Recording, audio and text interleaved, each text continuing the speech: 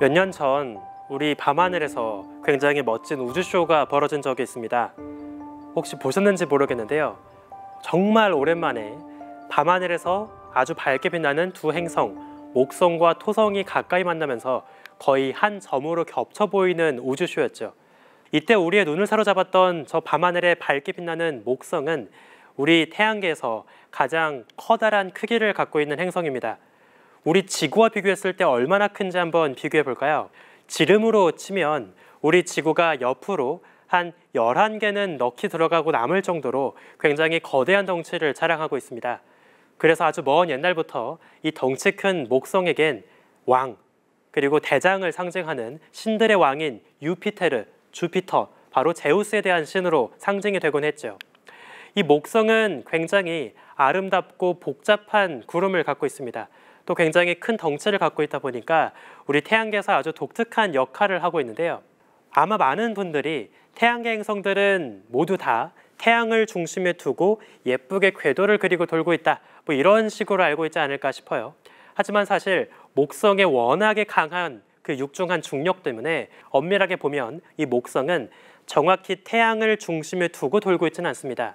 사실 태양과 목성은 그 둘 모두의 질량 중심점에 해당하는 그 허공의 점을 중심으로 함께 궤도를 돌고 있죠. 사실 이처럼 서로 중력을 주고받고 있는 모든 천체들은 둘 모두의 질량 중심점을 중심에 두고 함께 궤도를 돌고 있습니다. 공교롭게도 목성의 질량이 워낙에 무겁다 보니까 이 목성과 태양 모두의 질량 중심점은 태양 내부가 아니라 태양 표면 바깥, 태양 외부에 놓이게 되죠. 그래서 사실 태양과 목성이 함께 서로의 곁을 돌고 있는 장면을 우주 공간 멀리 날아가서 바깥에서 바라본다고 하면 아마 이런 장면으로 보이게 될 겁니다.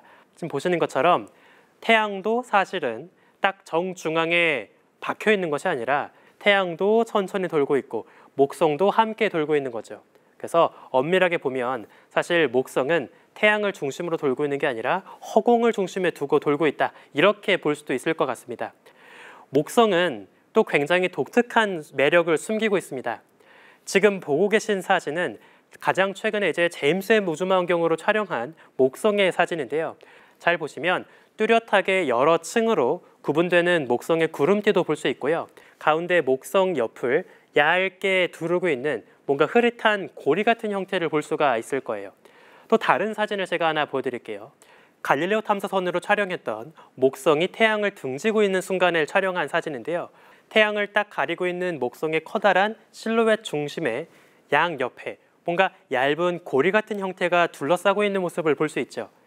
우리가 흔히 고리라고 하면 보통 토성을 에워싸고 있는 커다란 고리 정도만 떠올리지만 마찬가지로 목성도 비교적 작은 규모이긴 하지만 이처럼 흐릿한 먼지 고리로 에워싸여져 있어요. 그래서 목성도 아주 강한 중력을 갖고 있는 덩치 큰 행성이다 보니까 주변에 끌려온 여러 소행성이나 혹은 너무 지나치게 가까이 접근한 위성들을 으스러뜨리게 되고요. 그렇게 쪼개진 돌 부스러기들이 계속 꾸준히 목성 중력에 붙잡혀서 빙글빙글 돌면서 이런 흐릿한 고리를 만들고 있습니다. 참고로 목성은 워낙에 중력이 강력하다 보니까 이 태양계 행성들 중에서 제일 많은 위성을 거느리고 있는 달 부자라고 볼 수 있는데요. 재밌게도 가장 최근 2024년 기준으로 현재까지 확인된 목성 주변을 맴도는 위성의 수만 95개에 달합니다. 굳이 2024년 기준이라고 했던 이유는 꾸준히 목성 주변에서 새로운 위성이 계속 발견되고 있기 때문입니다. 그래서 아마도 제가 이 영상을 찍고 나서 또 몇 년 정도가 지나고 나면 목성 곁을 돌고 있는 위성의 수는 또 100개를 돌파하지 않을까 생각이 되네요. 이 수많은 100개에 가까운 많은 위성들 중에서 오늘 우리가 눈여겨볼 목성의 위성은 바로 목성 곁을 돌고 있는 가장 큰 위성 4개, 갈릴레오 위성이라고 불리는 위성들인데요.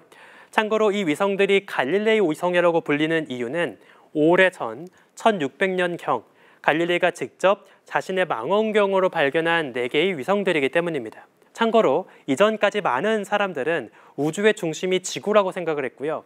목성을 비롯한 모든 천체와 별들이 다 오직 지구만을 중심으로 빙글빙글 돌고 있을 거라고 생각을 했었죠. 하지만 갈릴레이는 이 목성 주변에서 목성을 중심으로 돌고 있는 또 다른 작은 별들을 발견하게 됩니다. 그리고 이것들이 나중에 갈릴레이 이름이 붙어서 갈릴레이 위성이라고 이제 불리게 되었던 거죠. 지금 보고 계신 이미지는 목성을 극지방에서 내려다봤을 때의 모습을 지금 보고 계신데요. 자, 이제 줌 아웃을 해서 목성 곁을 돌고 있는 위성들의 궤도를 함께 표현해 보겠습니다. 이오, 유로파, 가니메데, 칼리스토. 아마 그리스 로마 신화를 좀 좋아하시는 분이라면 눈치를 챌 수도 있을 것 같은데 신화 속에서 제우스가 탐했던 대상들의 이름이 붙어 있습니다. 목성은 그 신들의 왕 제우스를 상징하고 있다 보니까 천문학자들은 목성 곁을 지키고 있는 이 목성 주변의 위성들에게 목성, 제우스에게 사로잡혔던 그 신화 속의 주인공들의 이름을 이제 붙였다고 볼 수 있죠. 자, 그러면 이제 본격적으로 이 목성부터 한번 차근차근 어떤 특징들을 숨기고 있는지 알아보도록 하겠습니다. 목성은 아주 먼 옛날부터 여러 천문학자들에 의해서 다양한 방식으로 관측이 되었습니다. 1600년, 1700년, 그리고 1800년까지 다양한 화가, 천문학자들이 기록한 목성의 모습을 잠깐 구경해 볼게요. 자, 보시면 층층이 쌓여있는 구름띠도 볼 수가 있고요. 또 다른 그림도 보면 똑같은 여러 줄로 쭉 층층이 쌓여있는 구름띠의 모습을 볼 수가 있죠. 또 다른 그림을 한번 살펴볼까요? 또 다른 화가가 기록한 이제 목성의 모습인데요. 지금까지 보신 이 목성의 다양한 그림 속 모습을 보시면 줄줄이 이어진 구름띠 모습 말고도 뭔가 뚜렷하게 보이는 한 가지 특징이 눈에 띌 겁니다. 이 1800년대 후반에 기록했던 목성의 모습을 우리가 한번 사진으로 복원한다고 생각을 해볼게요. 그러면 이런 식으로 그림을 그릴 수 있을 겁니다. 자, 보시는 것처럼 목성의 한 가운데에 뭔가 주황빛으로 커다랗게 소용돌이 치고 있는 아주 커다란 구름 소용돌이의 모습을 볼 수가 있죠. 아주 먼 옛날부터 수백 년 동안 이 소용돌이는 사라지지 않고 지금까지 계속 관측이 되고 있습니다. 그래서 천문학자들은 태양계에서 가장 크기도 크고 또 가장 오랫동안 사라지지 않고 있는 가장 오래된 영원한 소용돌이라고 이제 부르고 있죠. 당시 과거의 우주를 보던 망원경으로 이제 우주를 관측을 하게 되면 상하 좌우가 뒤집힌 모습으로 보게 됩니다. 그래서 실제 목성의 모습에 가깝게 다시 한번 사진을 돌려볼게요. 그러면 이렇게 커다란 붉은 소용돌이가 이제 아래쪽에 놓여 있는 모습으로 우리가 볼 수 있겠죠. 자, 그러면 현재 우리가 보고 있는 실제 목성의 모습과 방금 보셨던 그림 속의 목성의 모습을 한번 비교해 볼까요? 자, 어떤 차이가 혹시 보이시나요? 네, 놀랍게도 지난 수백 년 사이에 저 커다랗게 퍼져 있던 그리고 아주 크게 찌그러져 있던 타원 모양으로 소용돌이 치고 있던 저 붉은 소용돌이가 지난 100여 년 사이에 조금 사이즈가 작아졌어요. 그리고 훨씬 더 동그란 사이즈로 변했습니다. 실제로 우리가 태양계에서 가장 오랫동안 유지가 되고 있는 저 목성의 가장 거대한 태풍을 대적점, 아주 거대하고 붉은 반점이라고 부르고 있는데요. 특히나 가장 최근에 허블 우주망원경을 통해서 꾸준히 대적점의 사이즈 변화를 모니터링해 보니까 눈에 띄게 사이즈가 작아지고 조금 더 동그란 모양으로 변하고 있다는 사실을 확인할 수 있었습니다. 그래서 천문학자들은 최근 들어 어떤 추측을 하고 있냐면 아마 앞으로 수백 년 안에는 결국 모습이 사라지지 않을까, 매끈한 구름띠로만 이루어진 목성의 모습을 보게 되지 않을까, 이런 상상을 하고 있습니다. 목성은 유독 뚜렷한 구름띠를 보이고 있어요. 그 이유는 굉장히 빠른 속도로 구름띠가 자전하고 있기 때문입니다. 목성의 경우에는 9시간, 10시간 남짓밖에 안 되는 정말 짧은 시간으로 빙글빙글 돌고 있어요. 우리 지구보다 거의 지름이 10배 가까이 더 큰 저 거대한 목성이 우리 지구보다 절반밖에 안 되는 짧은 시간 안에 빙글빙글 돌고 있다는 걸 생각해 보면 정말 얼마나 빠른 속도로 구름이 회전하고 있는지를 생각해 볼 수가 있겠죠. 게다가 각 구름층별로 조금씩 다른 방향, 다른 속도로 구름띠가 회전하고 있습니다. 그래서 저렇게 다른 속도로 흘러가는 기체, 액체, 유체가 어긋나게 되면 그때 서로 다른 대기층이 맞물리게 되고 빙글빙글 휘몰아치게 되는 저런 소용돌이를 형성하게 되죠. 한번 아까 소개해드렸던 대적점이 유지가 되고 있는 모습을 한번 확인해 볼까요? 보시는 것처럼 지금 위쪽의 구름띠는 오른쪽으로, 또 그 아래쪽의 구름띠는 왼쪽으로, 이런 식으로 서로 다른 방향으로 흘러가면서 거대한 소용돌이, 볼텍스라고 하죠. 와류의 형태가 오랫동안 유지가 되고 있는 것을 볼 수 있습니다. 한 가지 흥미로운 점은 우리 지구에서는 저런 태풍은 보통 기압이 낮은 저기압일 때 만들어지잖아요. 근데 반대로 목성의 소용돌이는 기압이 높을 때 고기압인 지역에서 만들어지는 것으로 보입니다. 그래서 천문학자들은 저런 목성에서의 태풍을 뭐라고 부르기도 하냐면 역전 사이클론 이런 식으로 부르기도 합니다. 과거에 비해서 사이즈가 좀 작아지긴 했지만 지금도 저 목성의 태풍은 굉장히 거대한 크기를 갖고 있습니다. 현재 목성 표면에서 볼 수 있는 대적점의 사이즈를 우리 지구와 한번 비교해 볼까요? 그러면 놀랍게도 태풍 하나가 우리 지구가 쏙 들어가고도 남을 정도로 아주 커다란 크기를 갖고 있다는 걸 알 수 있어요. 현재 관측되고 있는 대적점의 사이즈는 우리 지구 지름의 대충 1.5배 정도 엄청난 크기를 자랑하고 있습니다. 수백 년 전에 관측되었던 그 당시에 알려져 있던 이제 그 대적점의 실제 크기는 우리 지구 지름의 거의 3배 가까운 엄청난 크기를 자랑하고 있었던 걸로 알려져 있습니다.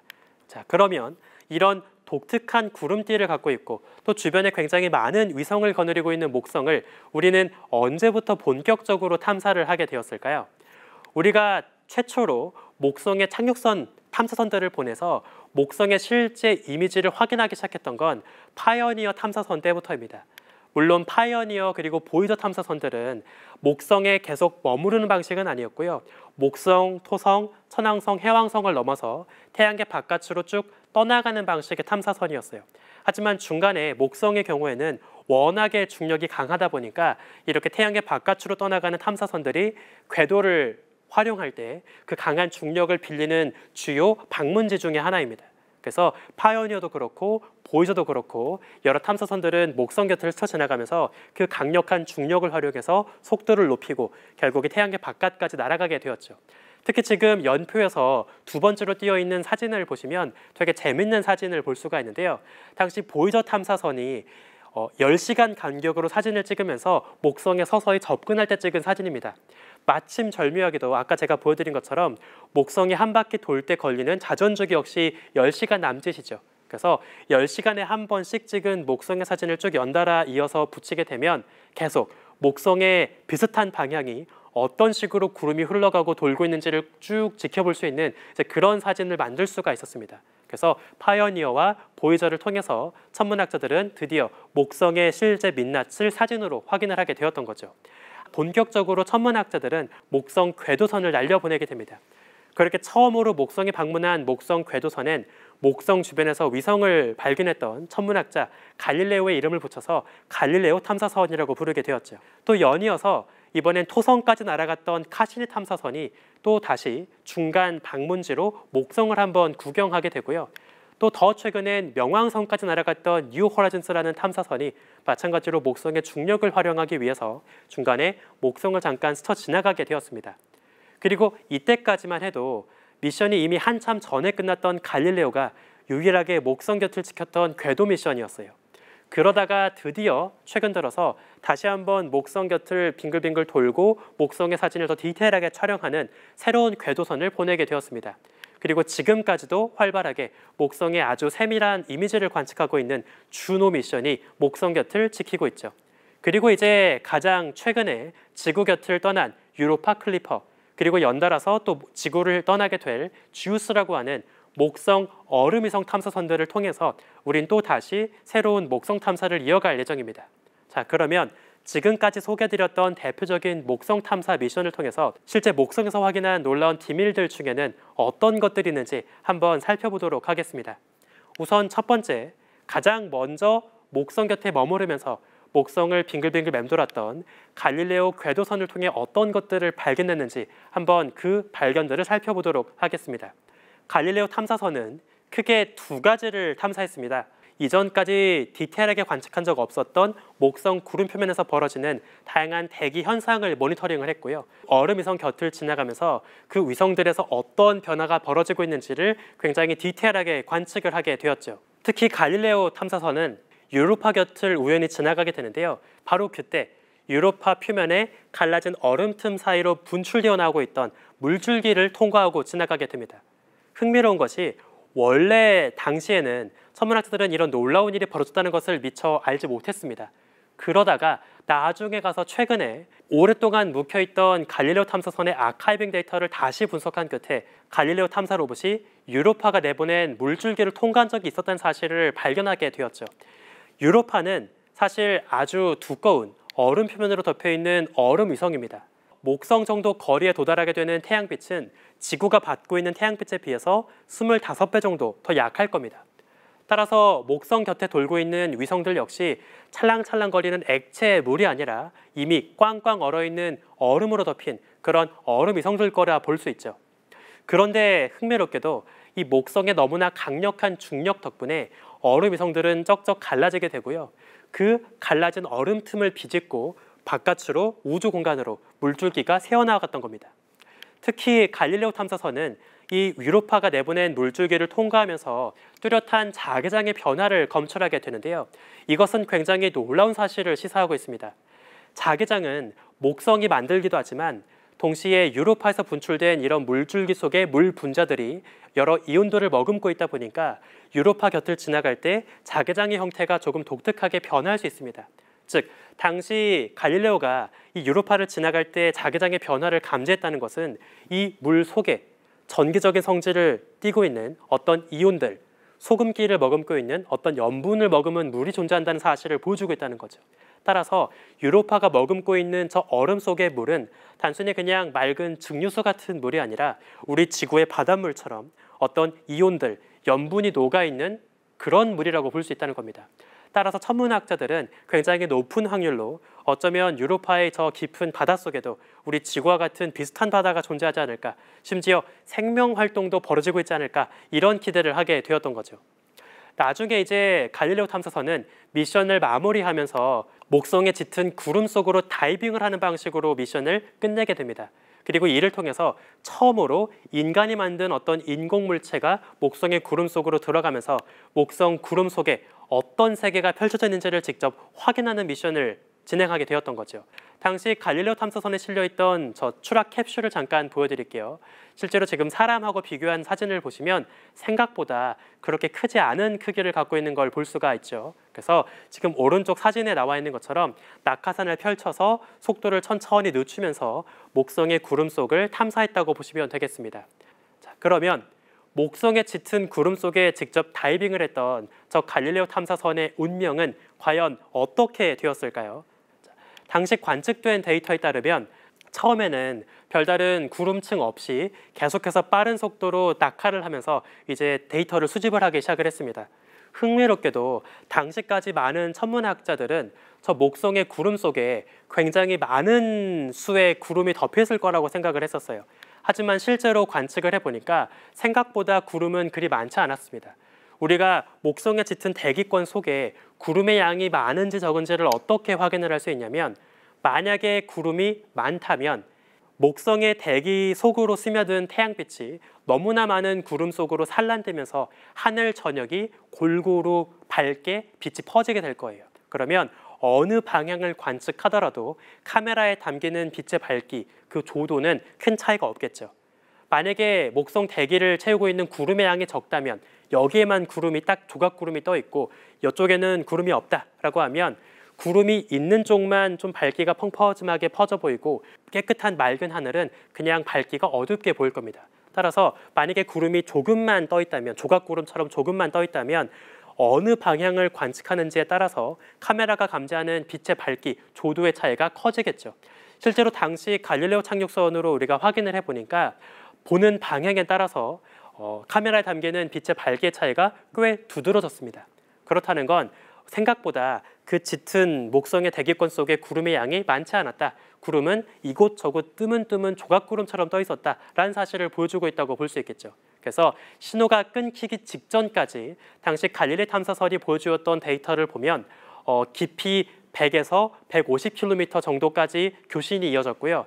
그 정도 깊이에 도달했을 때 목성 대기의 온도는 대략 150도가량, 그리고 기압은 이미 25기압까지 올라갔다는 걸 볼 수 있습니다. 그러니까 되게 놀랍게도 목성의 엄청나게 두꺼운, 지구의 그 지름 10배 가까이 두꺼운 그 대기를 생각해 보면 겨우 150km밖에 안 떨어졌음에도 불구하고 그 높은 밀도 때문에 그 정도에서도 이미 기압은 25기압까지 올라가고 있다는 걸 볼 수가 있죠.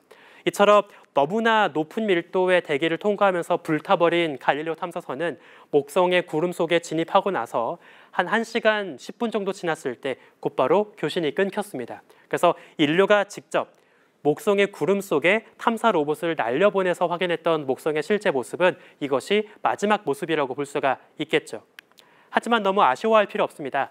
가장 최근에 다시 인류는 목성 곁을 지키는 새로운 탐사 로봇을 날려보내게 되었고요. 그 탐사 로봇에겐 주노라고 하는 이름이 지어졌죠. 참고로 주노의 주 목적은 저 목성의 짙은 구름 속에 어떤 세계가 숨어 있는지를 주기적으로 빙글빙글 돌면서 관측하고 감시하는 겁니다. 그러면 어떤 식으로 목성 곁의 궤도를 돌아야 할까요?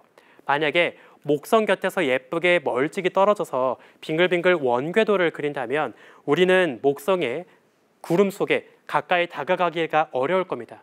그래서 천문학자들은 어떤 궤도를 선택하게 되냐면 아주 아슬아슬하게 목성의 구름 표면에 거의 닿을락말락하는 식으로 목성에 접근해서 목성에서 굉장히 크게 찌그러진 타원 궤도를 그리는 방식으로 탐사를 하고 있어요. 아주 디테일한 모습들을 촬영을 하고 있는 거죠. 그래서 천문학자들은 이 주노 탐사를 통해서 이전까지 확인하지 못했던 아주 높은 해상도로 목성 곳곳에서 벌어지고 있는 다양한 소용돌이의 존재, 또 구름의 형성과 소멸 과정들을 굉장히 다양하게 모니터링을 하고 있습니다. 자, 그러면 지금까지는 우리가 목성 자체, 목성의 구름 표면을 살펴봤고요. 목성 곁을 돌고 있는 천체들을 한번 살펴보도록 하겠습니다. 이오를 생각해 볼게요. 이오는 너무나 강한 이 중력적인 효과 때문에 표면 자체가 조금씩 찌그러지고 안쪽에 있는 마그마가 새어 나오기도 합니다. 그래서 실제로 우리가 이 이오를 관측을 해보면 이오 표면 바깥으로 땅 속에 매장되어 있던 여러 화산 물질이 분출되고 있는 화산 활동을 명백하게 확인할 수가 있거든요. 이오 표면 바깥으로 무언가 뿜어져 나오고 있는 걸 볼 수가 있습니다. 바로 저것이 목성에 의한 극단적인 차등 중력을 버티지 못하고 갈라진 이오 표면 틈새로 화산 물질, 마그마 물질이 분출되고 있는 장면이라고 보시면 되겠습니다. 그러니까 재밌게도 화산 활동 역시 지구에서만 벌어지는 지구의 전유물은 절대 아니라고 볼 수 있겠죠. 실제로 우리가 열을 감지할 수 있는 적외선으로 이 이오를 관측을 해보면 눈으로 볼 수 없다 하더라도 굉장히 많은 마그마들이 곧 분출되기를 기다리고 있는 이런 아슬아슬한 화산 예정 지역들이 굉장히 많다는 것도 확인해 볼 수 있습니다. 가장 최근에 이 목성 곁을 지나갔던 뉴 호라이즌스 탐사선으로 찍었던 이미지를 우리가 비교 분석을 해보면 며칠 사이로 이 마그마가 흘러가고 갈라지고 지형이 변하고 있는 모습까지도 확인할 수가 있었어요. 말씀드렸듯이 유로파의 경우에는 표면 전체가 꽁꽁 얼어있는 액체 물, 얼음으로 덮여 있습니다. 하지만 유로파도 마찬가지로 목성의 차등 중력으로부터 엄청난 고통을 받고 있다 보니까 이 매끈한 얼음 표면이 쩍쩍 갈라지고 있고요. 보시는 것처럼 얼음 표면 곳곳에 기다란 얼음이 갈라지며 생긴 협곡의 흔적을 볼 수가 있죠.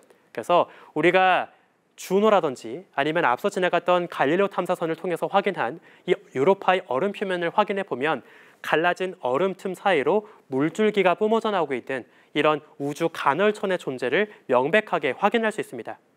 가장 최근에 아주 놀라운 관측도 있었어요. 허블 망원경으로 물줄기를 내뿜으면서 목성 앞을 가리고 지나가는 유로파의 모습을 실제 관측으로 확인한 건데요. 놀랍게도 우리 지구보다, 아니 심지어 지구의 달보다 더 작은 크기를 갖고 있는 유로파이지만 유로파가 머금고 있는 전체 물의 양은 지구가 머금고 있는 바닷물의 전체 양보다 살짝 더 많습니다. 올해 10월에 발사가 되었던 이 유로파 탐사선은 앞으로 6년 가까운 긴 시간 동안 우주를 항해하게 될 거고요.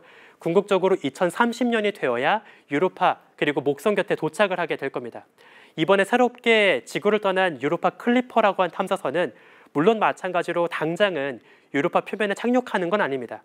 하지만 유로파 표면에서 지도를 그리고 유로파 지하 속에 어디에 바닷물이 매장이 되어 있는지 그런 물의 지도를 그리게 될 거예요. 그러면 궁극적으로 또 다음에 이어질 유로파 착륙 미션을 진행하게 된다면 이왕이면 얼음의 두께가 얇은 곳을 겨냥하는 게 더 유리하겠죠. 그래서 어디가 얼음이 얇고 또 어디가 생명체를 기대할 만한 따뜻한 수온을 갖고 있는 바다인지를 우리가 확인을 함으로써 나중에 또 이어질 유로파 착륙 미션을 준비하는 그런 첫 번째 준비 미션이라고 보시면 되겠습니다. 앞으로 과연 천문학자들은 그토록 기다리고 있던 외계 생명체를 태양계 안에서 발견할 수 있게 될지 천문학자들의 앞으로 이어질 또 놀라운 발견을 여러분과 함께 기다려주시면 좋겠습니다. 지금까지 목성과 그 주변 얼음위성에 대한 이야기를 함께 해보았고요. 지금까지 우주먼지 지윤규였습니다. 감사합니다.